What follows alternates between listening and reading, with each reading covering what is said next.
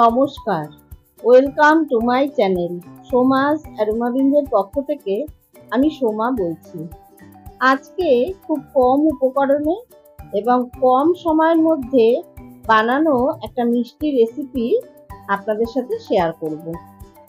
হঠাৎ মিষ্টি খেতে মন চাইলে এই রেসিপিটা অবশ্যই বানিয়ে খেতে পারেন। সামান্য সুজি দিয়ে যে এত সুন্দর মিষ্টি বানানো যায়, না দেখলে বিশ্বাসই হবে না। রেসিপিটা সম্পূর্ণ দেখবেন আর একটা লাইক করে আমার চ্যানেলটা সাবস্ক্রাইব করে পাশে থাকার অনুরোধ রইল। তাহলে আসুন রেসিপিটা দেখে নেওয়া যাক। প্রথমে গ্যাসে একটা ননস্টিক কড়াই বসিয়ে তাতে দিয়ে দিলাম ছোট বাটির 1 বাটি সুজি। এবারে লো ফ্লেমে অনবরত নাড়াচাড়া করে মিনিট 4 সময় ধরে সুজিটা ড্রাই রোস্ট করে নেব। সুজির কাঁচা গন্ধটা চলে যাওয়া পর্যন্ত সুজিটাকে একটু ভেজে নিতে হবে। আর এর মধ্যে কোনো রকম সাদা তেল বা ঘি দেব না। সুজি আমি হালকা করে ভেজে নিয়েছি। দেখুন সুজির গায়ে কোনো রকম কালার আসেনি। এই অবস্থায় দিয়ে দিচ্ছি যেই বাটি মেপে আমি সুজি নিয়েছিলাম ঠিক সেই বাটির 1 বাটি জল। গ্যাসের ফ্লেম কিন্তু একদম লোতেই রাখতে হবে। হালকা হাতে নাড়াচাড়া করে একটা ডো মতো বানিয়ে নিতে হবে। দেখুন কড়াই থেকে আলগা হয়ে একটা ডো মতো তৈরি হয়ে গেছে। এবারে গ্যাসের ফ্লেম অফ করে এটাকে একটা পাত্রে ঢেলে দিলাম। তারপর এটাকে একটু ঠান্ডা হতে দেব, যাতে হাত দিয়ে মাখা যায়। সুজির ডোটা ঠান্ডা হতে হতে আমি পুরটা তৈরি করে নেব। তার জন্য এখানে কিছুটা পরিমাণে ফ্রেশ নারকেল কোড়া নিয়েছি। এর মধ্যে দিয়ে দিচ্ছি 1 টেবিল স্পুন গুঁড়ো করে নেওয়া চিনি, আর দিচ্ছি 2 টেবিল স্পুন গুঁড়ো দুধ। এবারে একটা চামচ দিয়ে ভালো করে মিশিয়ে পুরটা তৈরি করে নেব। আপনারা চাইলে এই পুরটা ড্রাই নারকেলের গুঁড়ো দিয়ে বানাতে পারেন। যেই নারকেলের গুঁড়ো বাজারে কিনতে পাওয়া যায় সেই নারকেলের গুঁড়ো দিয়েও কিন্তু এই পুরটা তৈরি করে নেওয়া যায়।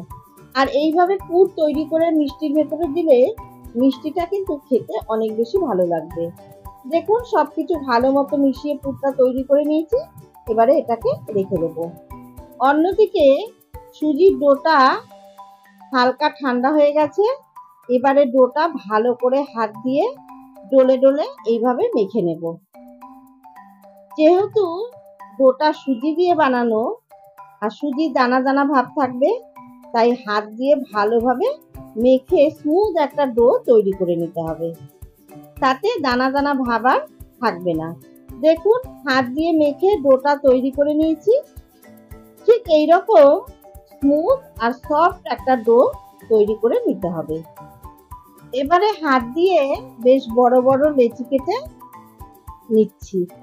তারপর একটা করে লেচি নিয়ে 2 হাত দিয়ে গোল করে নিয়ে সামান্য একটু ঘি দিয়ে রুটির মতো গোল করে বেলে নিতে হবে।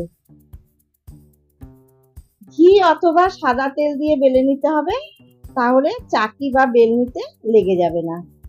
দেখুন গোল করে বেলে নিয়েছি। ঠিক এইভাবে রুটির মতো পাতলা করে বেলে নিতে হবে।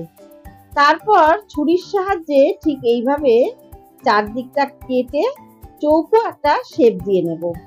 আর এই কাটিং গুলো কিন্তু আমি ফেলে দেব না। সবার শেষে এই কাটিং গুলো দিয়ে আবারও একটা রুটির মতো বেলে নেব। দেখলেন তো আমার চৌকো করে শেপ দেওয়া হয়ে গেল। এবারে এটাকে দুভাগে ভাগ করে নেব। দুটো ভাগ করে নেওয়ার পর এবারে একটা ভাগ নিয়ে তার মধ্যে অল্প করে নারকেলের পুর দিয়ে দিতে হবে। তারপর এইভাবে রোল করে নিতে হবে আর মুখের দিকটা আস্তে আস্তে চেপে দিতে হবে। যেহেতু সুজি, তাই জন্য খুব সহজেই মুখগুলো আটকে যাবে। এর মধ্যে কিন্তু কোনো রকম জল দিতে হবে না। তারপর দুটো দিক এইভাবে চেপে চেপে মুখগুলো আটকে দিতে হবে, তাহলে আর ভাজার সময় ফুলে যাওয়ার কোনো সম্ভাবনা থাকবে না। এই দেখুন একটা রেডি হয়ে গেল। এবারে এটাকে একটা প্লেটে রেখে দিলাম। আর একটা একইভাবে বানিয়ে আমি দেখিয়ে দিচ্ছি। এইভাবে পুরটা বসিয়ে দিতে হবে। তারপর এইভাবে রোল করে নিয়ে মুখগুলো আস্তে আস্তে চেপে দিতে হবে, যাতে মুখগুলো ভাজার সময় খুলে না যায়। এই মিষ্টিগুলো বানানো ভীষণই সহজ আর একদম নতুন ধরনের একটা মিষ্টি। খুব সহজেই এটা আপনারা বাড়িতে বানিয়ে নিতে পারবেন। বাকি মিষ্টিগুলো আমি একইভাবে বানিয়ে নেব। এবারে আমি শিরাটা তৈরি করে নেব। তার জন্য গ্যাসে একটা কড়াই বসিয়ে দিয়েছি, তাতে দিয়ে দিচ্ছি 1 বাটি চিনি আর ওই বাটিরই 1 বাটি জল। হাই ফ্লেমে অনবরত নাড়াচাড়া করে চিনিটা গলিয়ে নেব। চিনিটা সম্পূর্ণ গলে গেছে। এবারে এর মধ্যে দিয়ে দিলাম 2টো ফাটিয়ে নেওয়া এলাচ। মিনিট 2-3 সময় ধরে ভালো মতো ফুটিয়ে চটচটে একটা শিরা তৈরি করে নেব।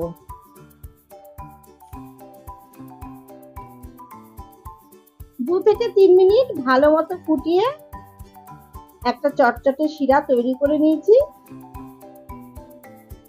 এখন গ্যাসের ফ্লেম অফ করে শিরাটা হালকা ঠান্ডা হতে দেব। মিষ্টিগুলো ভাজার জন্য আমি বেশ খানিকটা সাদা তেল গরম করে নিয়েছি। তেলটা খুব বেশি গরম হবে না, আবার একদম হালকাও না, মিডিয়াম গরম করে নিয়ে একে একে মিষ্টিগুলো তেলের মধ্যে ছেড়ে দিচ্ছি। তবে দেওয়ার সঙ্গে সঙ্গে একদম নাড়াচাড়া করবেন না, এতে মিষ্টিগুলো ভেঙে যাওয়ার সম্ভাবনা থেকে যাবে। মিডিয়াম ফ্লেমে উল্টে পাল্টে গোল্ডেন কালার করে মিষ্টিগুলো ভেজে নিয়েছি। এবারে ভালো মতো তেল ঝরিয়ে নিয়ে কড়াই থেকে তুলে নিচ্ছি। বাকি মিষ্টিগুলো একইভাবে আমি ভেজে কড়াই থেকে তুলে নিলাম। এবারে হালকা গরম শিরার মধ্যে ভেজে নেওয়া মিষ্টিগুলো দিয়ে দিলাম। তারপর একটা একটা করে মিষ্টি শিরার মধ্যে উল্টে পাল্টে ভালো করে শিরার মধ্যে ডুবিয়ে দেব, তাতে শিরা মিষ্টির মধ্যে ভালোভাবে ঢুকে যাবে। সমস্ত মিষ্টিগুলো শিরার মধ্যে উল্টে পাল্টে দিয়ে ঢাকা দিয়ে 10 থেকে 15 মিনিট রেখে দেব। তারপরে আমি মিষ্টিগুলো সার্ভ করে দেব।